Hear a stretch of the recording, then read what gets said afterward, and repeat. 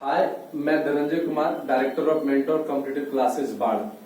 जैसा कि हमने टेलीग्राम ग्रुप पे मैसेज किया था कि हम लोग जो है आज एक साइंस का चैप्टर लेंगे, तो एक लड़की लिली का मैसेज आया है कि sir electric current important topic है, तो क्यों ना उसी टॉपिक को पढ़ा दिया जाए। तो ठीक है, हमको किसी प्रकार का कोई आपत्ति नहीं है। इसी तरीके जैसे आज लिली ने बोला, और भी लोग जो होंगे ग्रुप में, जब भी हम साइंस के टॉपिक के या जीके के टॉपिक के बारे में बताएं, आप लोग अपना अपना विचार देंगे, आप जो कहेंगे हम वही टॉपिक पढ़ा देंगे। ठीक है, तो खैर चलिए, आप ही के बीच का डिमांड है इलेक्ट्रिक करंट। देखिए, सबसे पहले जैसे ही इलेक्ट्रिक करंट की बात आती है तो इलेक्ट्रिक करंट में सबसे पहला पॉइंट बनता ही है, करंट क्या होता है, धारा क्या है। देखिए, मुख्य रूप से धारा क्या है, कहता है कि विद्युत परिपथ में, यानी इलेक्ट्रिक सर्किट, कुछ लोग समझेंगे, इलेक्ट्रिक सर्किट में जो यानी विद्युत परिपथ में इलेक्ट्रॉनों का जो लगातार प्रवाह होता है या आवेशों का लगातार प्रवाह होता है, the continuous flow of electron और charge in electric circuit is called electric current. यानी आवेशों का प्रवाह या इलेक्ट्रॉन का सतत प्रवाह, सतत मतलब होता है कंटिन्यूअस फ्लो, सतत प्रवाह, continuous flow of electron in electric circuit is called current.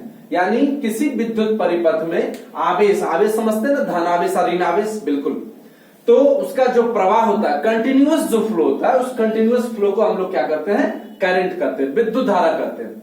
विद्युत धारा, क्योंकि हम लोग कंपटीशन है, हम लोग 10th तो है नहीं सर, क्या बहुत ये करेंगे, हम लोग सीधे कॉम्पिटिटिव पॉइंट पे आएंगे। विद्युत धारा एक अदिश राशि है, अदिश राशि, अदिश राशि मतलब स्केलर क्वांटिटी। ठीक है, क्वांटिटी दो प्रकार का होता है ना, एक वेक्टर क्वांटिटी सदिश राशि और एक अदिश राशि। तो विद्युत धारा क्या है, यह एक अदिश राशि है, यह electric current is scalar quantity. उसके बाद है धारा का जो एसआई मात्रक होता है, एसआई मात्रक वो होता है सर एम्पियर। वो क्या होता है, एम्पियर। इसको संकेत में ए द्वारा सूचित किया जाता है। ठीक है, तो करंट को हम लोग देखें, आवेश या इलेक्ट्रॉनों का सतत प्रवाह धारा कहलाता है।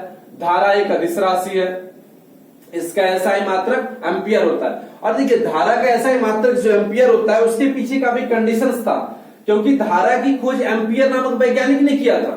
तो उन्होंने क्या किया कि अपने नाम पर रख लिया एसआई मात्रक। ऐसे जब फॉर्मूला पढ़ेंगे, चूंकि खास करके रेलवे में जब आप बैठेंगे तो ज्यादातर आता है, एक होता है Q equal to N E. ठीक है, Q मतलब आवेश, चार्ज, N मतलब इलेक्ट्रॉन की संख्या, नंबर ऑफ इलेक्ट्रॉन, और E मतलब होता है इलेक्ट्रॉन पर उपस्थित आवेश, charge employed on electron, electron पर आवेश। इस फार्मूला का यूज कब किया जाता है, जब नंबर ऑफ इलेक्ट्रॉन की संख्या निकालनी होती है। तो फिलहाल आपको ऐसा नहीं कि नहीं पढ़ना है, पढ़ना तो है। Q इक्वल टू एन, आवेश बराबर N बराबर नंबर ऑफ इलेक्ट्रॉन, I बराबर इलेक्ट्रॉन पर उपस्थित आवेश। और एक इलेक्ट्रॉन पर उपस्थित आवेश का मान होता है 1.6 गुने 10 टू द पावर -19 कूलम। ये फिक्स होता है। ठीक है, उसमें कहीं कोई परिवर्तन नहीं किया जाएगा। चलिए, ऐसे एसआई मात्रक की बात करते हैं, तो एक तो एम्पियर होता है, दूसरा एक और एसआई मात्रक होता है। उस एसआई मात्रक कूलम प्रति सेकेंड। ध्यान से देखिएगा, दो एसआई मात्रक आपको देखने को मिला। एक एम्पियर धारा का एसआई मात्रक ए संकेत से सूचित करेंगे, और दूसरा पॉइंट कूलम प्रति सेकेंड। ठीक है, चलिए तो आगे बढ़े।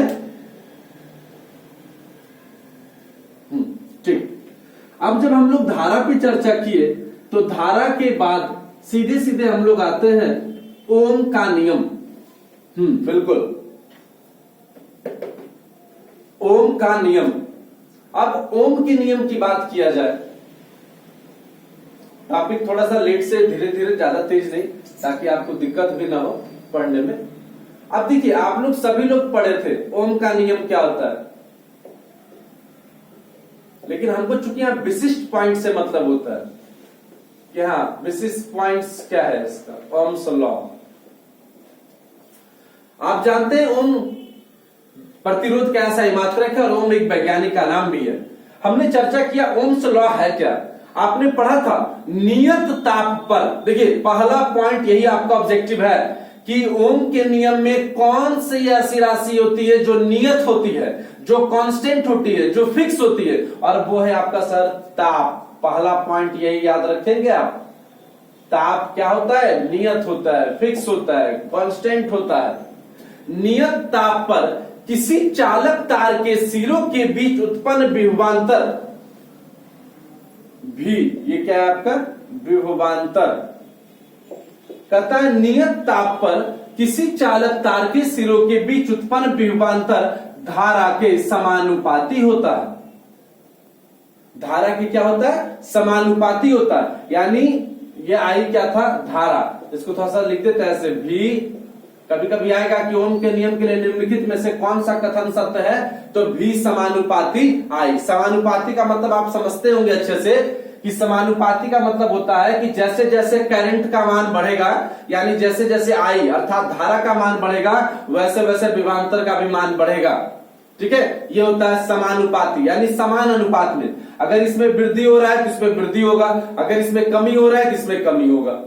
फिर इसी का जब आप पढ़े थे V बराबर डायरेक्ट, आप आइए बिना समय लिए हुए, V बराबर IR, यही ओम का नियम है। V इक्वल टू IR, जहां I क्या है, V को तो आप पढ़ ही लिए अभी, यहां से न्यूमेरिकल पूछा जाता है आपसे भी। जब टेस्ट लिया जाएगा इस टॉपिक का 2 दिन बाद, तो आपसे पूछा जाएगा, ये टॉपिक रहेगा आपके सैटरडे के क्लास में, सैटरडे के क्लास का मॉर्निंग का टॉपिक। तो विभवांतर बराबर धारा गुने प्रतिरोध। विभवांतर का दिखाई दे रहा है यहां पे, विभवांतर का ऐसा ही मात्रक होता है, विभवांतर का ऐसा ही मात्रक होता है वोल्ट, जबकि विभवांतर की जो प्रबलता मापी जाती है, मेजरमेंट ऑफ पोटेंशियल डिफरेंस, इसकी जो प्रबलता मापी जाती है, इंटेंसिटी, वो मापी जाती है सर वोल्ट मीटर से। किससे, वोल्ट मीटर से। ठीक है, धारा की बात तो अभी कर ही लिए थे। प्रतिरोध, प्रतिरोध का एसआई मात्रक होता है, आगे भी चर्चा होगा, लेकिन चूंकि यहां पर आया है तो देख लीजिए, इसका एसआई मात्रक होता है ओम।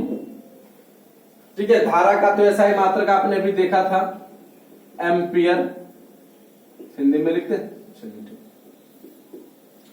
ठीक है। तो V इक्वल टू IR और विभवांतर का एसआई मात्रक क्या होता है, वोल्ट।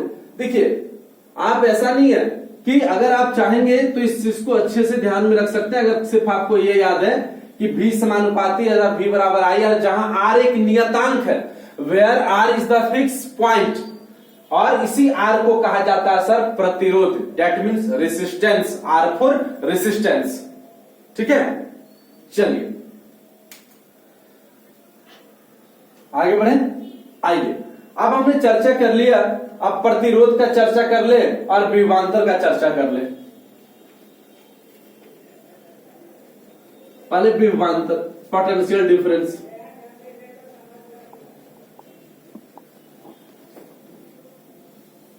आप हर एक 15 मिनट होने पे बता देंगे।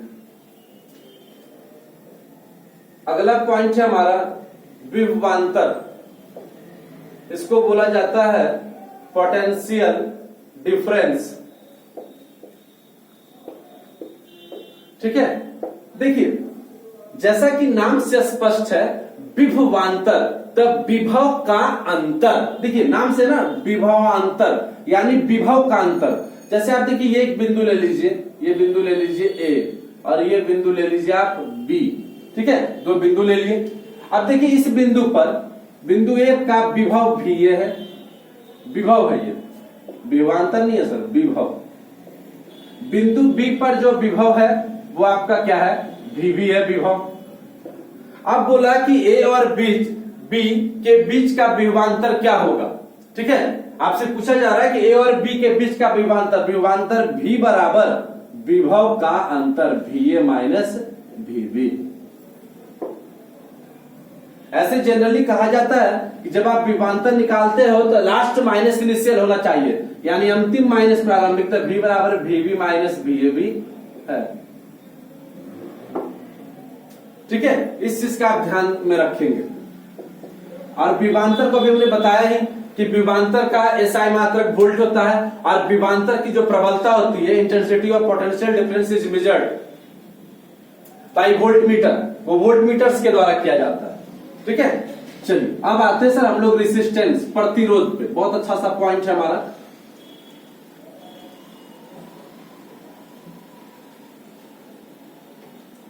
प्रतिरोध की जब हम लोग बातें करेंगे कि प्रतिरोध क्या होता है, प्रतिरोध को बोला जाता है सर रेसिस्टेंस।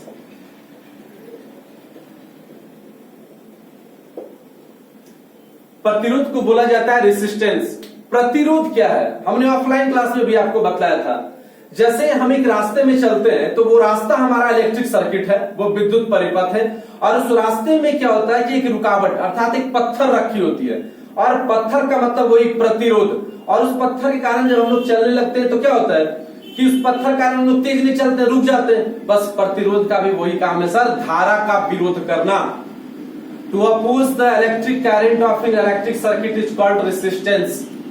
किसी विद्युत परिपथ में जो धारा का विरोध करता है, that fundamental quality of any substance is called resistance. वो पदार्थ का, अगर आप हिंदी में सुने तो, किसी पदार्थ का वह गुण जो विद्युत परिपथ से प्रवाहित धारा का विरोध करे, वो क्या कहलाता है, प्रतिरोध कहलाता है। आप ज्यादातर भाषा में नहीं, आप सीधे समझें, जो धारा का विरोध करे,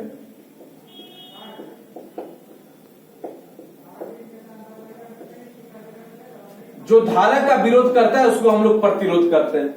प्रतिरोध का SI मात्रक क्या होता है, प्रतिरोध का SI मात्रक होता है सर ओम। क्यों होता है ओम, क्योंकि ओम नामक वैज्ञानिक ने प्रतिरोध की खोज की थी, इसलिए इसका SI मात्रक होता है ओम। ठीक है, इसकी बीमा की बात करते हैं। बीमा डायमेंशन एक टॉपिक है सर, पढ़ना ये भी आपको ध्यान रखिएगा। इसकी बीमा ML2 T−3 और I−2। ठीक है, ML2 T−3 I−2 होता है इसकी बीमा डायमेंशन। और विद्युत धारा वहां पे हम लोग पढ़े ही थे, और अब यहां पे प्रतिरोध की चर्चा हुई। प्रतिरोध के बाद हम लोग आगे जब बढ़ेंगे तो आपके पास एक पॉइंट आता है कि प्रतिरोध कितने प्रकार के होते हैं। देखिएगा ध्यान से, ये सब आप बहुत कम पढ़े होंगे, बहुत कम लोग इस सब टॉपिक को डिस्कस किए होंगे। प्रतिरोध मुख्यतः दो प्रकार का होता है। मुख्यतः, ऐसे तो एक विशिष्ट प्रतिरोध भी होता है, वो अलग है। एक प्रतिरोध होता है सर ओमीय प्रतिरोध, ओमीय रेसिस्टेंस, और एक होता अनओमीय प्रतिरोध।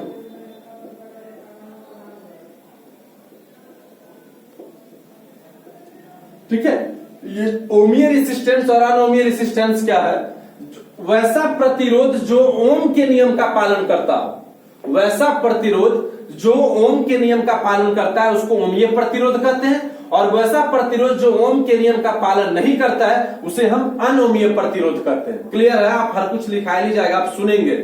ओमीय प्रतिरोध जो ओम के नियम का पालन करता है उसको ओमीय प्रतिरोध कहते हैं, और जो ओम के नियम का पालन नहीं करता उसे अनओमीय प्रतिरोध कहा जाता है। ठीक है, जैसे ओमीय प्रतिरोध का एग्जाम्पल है, बस क्वेश्चन एग्जाम्पल से ही आपका मैग्नीज का तार, Mg, मैग्नीज पढ़े होंगे ना, सॉरी मैग्नीज Mg नहीं, मैग्नीशियम Mn। ठीक है, तो मैग्नीज का जो तार है यह आपका क्या है, यह आपका ओमीय प्रतिरोध का एग्जाम्पल है। जबकि जो आप दो तरीके का बल्ब देखते हैं, एक आप नाम सुने होंगे ट्रायोड बल्ब या डायोड बल्ब, एक है डायोड बल्ब और एक है ट्रायोड बल्ब। क्वेश्चन आता है कि डायोड बल्ब किसका उदाहरण है, ओमीय प्रतिरोध, अनोमीय प्रतिरोध, विशिष्ट प्रतिरोध, इनमें से कोई नहीं। तो जो डायोड बल्ब है या ट्रायोड बल्ब है ये किसका एग्जाम्पल है, ये अनओमीय प्रतिरोध का एग्जाम्पल है, अर्थात ये ओम के नियम का पालन नहीं करता।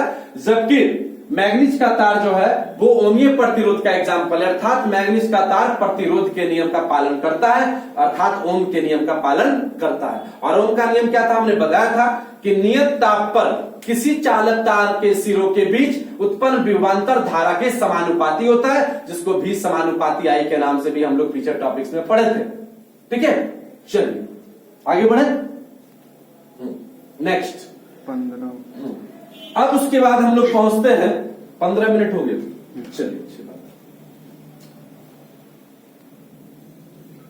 25 में बता।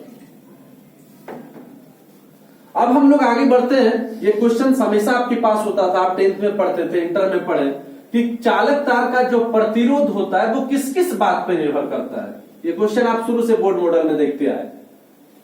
आइए जब तक सूखता है आपको बता दें। देखिए कहता क्या है कि किसी चालक तार का जो प्रतिरोध है वो मुख्यतः ऐसे तो 4 बातों पर निर्भर करता है। चालक तार की प्रकृति पर, नंबर 1 प्रतिरोध, नंबर 2 लंबाई पे, नंबर 3 अनुप्रस्थ काट के क्षेत्रफल पे, और नंबर 4 ताप पे। ठीक है, ऐसे वो ताप पे भी, लेकिन जब आप ऐसे पढ़ेंगे ना तो जनरली 3 टाइप का देगा, लेकिन मैं आपको चारों टाइप के बारे में बता देते हैं। आइए, तो क्वेश्चन था प्रतिरोध की निर्भरता।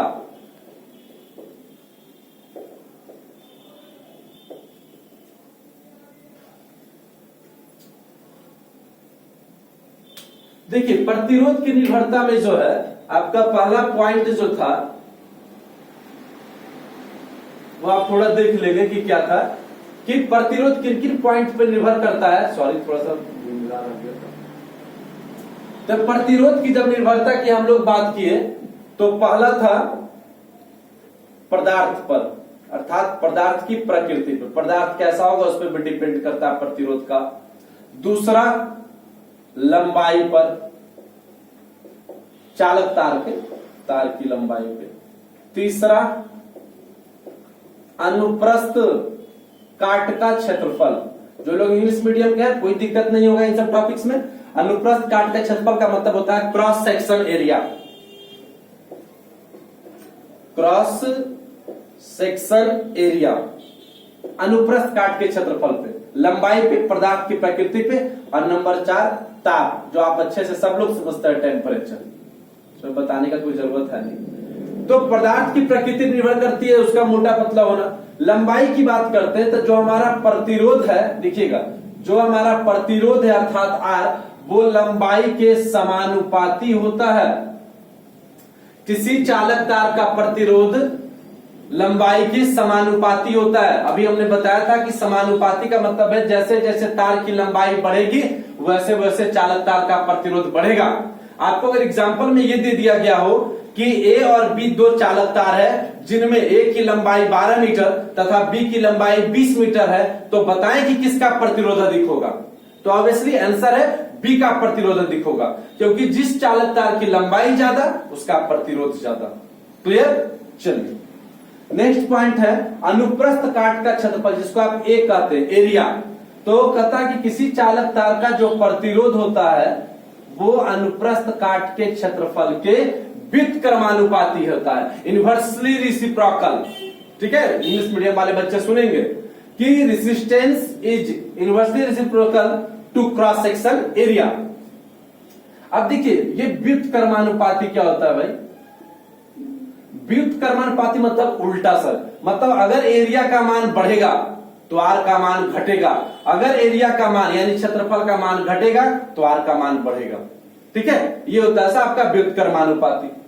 उसके बाद टेम्परेचर्स की बात करते हैं तो किसी चालक तार का जो प्रतिरोध होता है वो लंबाई जैसा ही इसमें भी गुण है कि किसी चालक तार का जो प्रतिरोध होता है वो ताप के समानुपाती होता है, यानी the resistance of any conductive wire is the proportional to the temperature.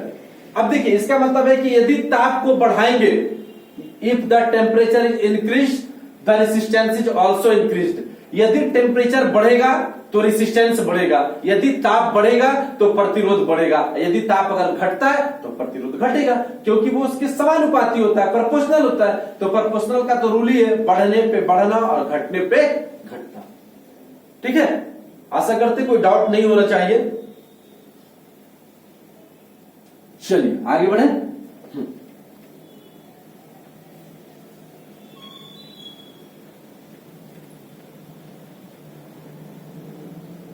देखिए बस आप लोग से रिक्वेस्ट यही है कि अगर आप लोग को वीडियो पसंद आता है, आप लोग लाइक करें, कमेंट्स करें। बहुत सारे लोग वीडियो देखते हैं, बस देख के चले जाते हैं। अरे कम से कम आप भी अपना एक फर्ज निभाएं, एक लाइक, एक सब्सक्राइब का फर्ज। बहुत सारे लोग सब्सक्राइब तो है सभी बच्चे का, लेकिन पॉसिबल है अगर वीडियो अच्छा लगता है तो उसको शेयर कीजिए, सब्सक्राइब करवाइए। क्योंकि हमने आपको बोला था कि 1000 हमारा लगभग 700 हो चुका है।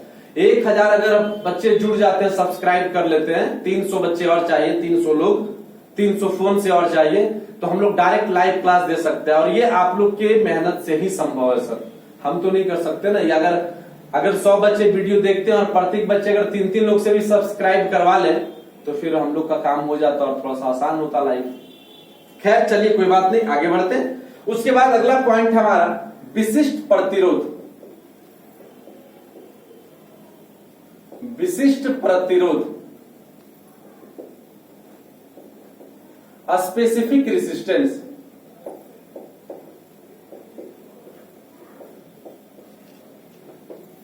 देखिए कहता क्या है कि जो विशिष्ट प्रतिरोध होता है, किसी चालक तार का प्रतिरोध, अभी हम लोग पढ़े थे कि किसी चालक तार का प्रतिरोध लंबाई के समानुपाती होता है और अनुप्रस्थ काट के क्षेत्रफल के व्युत्क्रमानुपाती होता है। ये पढ़े थे कि नहीं पढ़े थे? बिल्कुल पढ़े थे। उसी में जब हम लोग आगे जाते थे, जहां पे आर क्या था? प्रतिरोध था, बस यही पॉइंट है और कुछ है नहीं।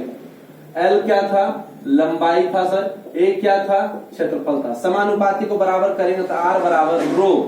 देखिए जरा सा ध्यान से, रो मतलब रोना नहीं, रो इसका निशान का नाम है। आर बराबर रो एल बटे ए।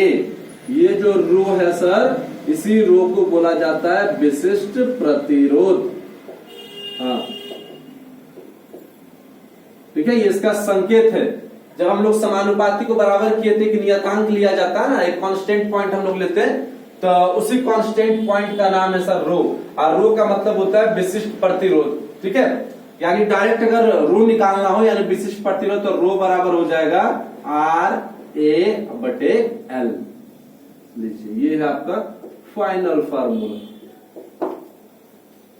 ठीक है, रो बराबर आर ए बटे एल, ये आपका फाइनल फार्मूला था।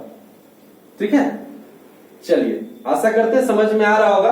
अगर नहीं आता है तो आप जरूर वीडियो सेक्शन में सर जाइए, कमेंट में जाइए और बताइए कि हाँ सर यहाँ पे नहीं समझ में आया, या जो भी कुछ भी कमियां रहती है आप जरूर। लेकिन प्रत्येक लोग कम से कम लाइक, शेयर, सब्सक्राइब के साथ साथ कमेंट बॉक्स में अपना विचार जरूर दीजिए।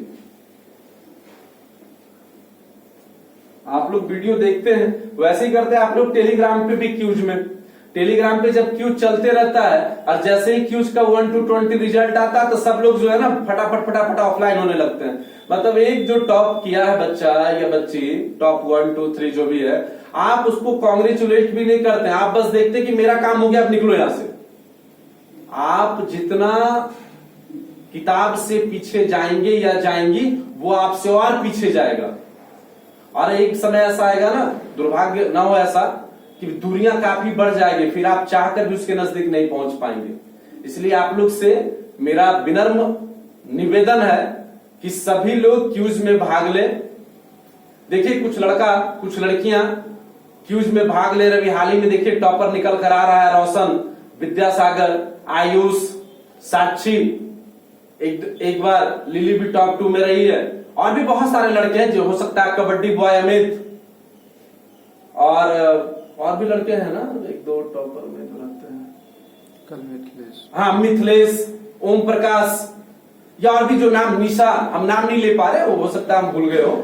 लेकिन ये सब जो बच्चे टॉप में रह रहे हैं या टॉप में हमेशा बने हैं, और भी नाम अगर हमसे छूटा होगा तो उसके लिए हम माफी चाहते हैं। तो बाकी लोगों का भी फर्ज बनता है सर कि आप भी उस लेवल तक पहुंचे। आपको टॉपिक ऑलरेडी क्लियर किया हुआ है कि क्या क्या टॉपिक दिया है। टॉपिक क्लियर होने के बावजूद भी अगर आप बैकआउट करते हैं, आप मुकरते हैं, तो समझिए सर ये आपकी पहली हार हो चुकी है, बस आप बड़ी हार का इंतजार कर रहे हैं, वो भी आने जाने वाले 2-3-4 सालों में आपको मिल जाएगा।